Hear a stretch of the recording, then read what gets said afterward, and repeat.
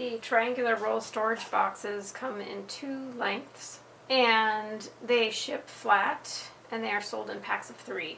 So this is how they look when they arrive. This is just one of them. There would obviously be 3 in your package, but they ship flat, and therefore you will need to assemble them. This is the 30-inch triangular roll storage box, and I'm going to show you how to fold it. It was previously folded. I took it apart for the demo, which is why some of these things are already bent in, but it'll be flat when you get it. And you're going to start with the inside of the box facing upward. And you're going to start with this first panel and these triangle sets.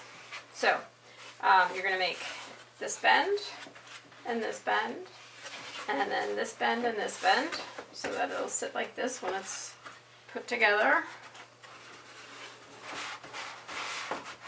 And then you're going to bend this whole panel forward.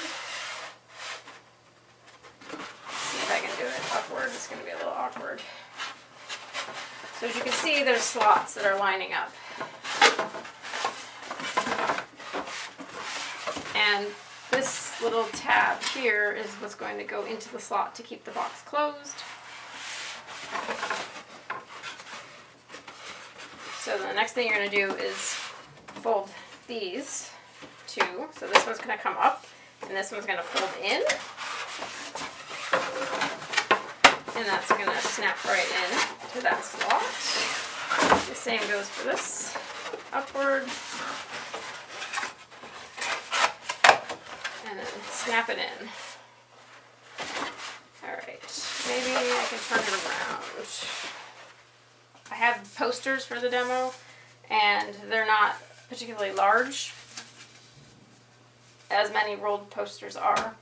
The diameter is probably, what, 1.5 inches? Which means that I could store them together. But they are touching each other, so that could be something you'd want to consider if they're going to do any harm to each other.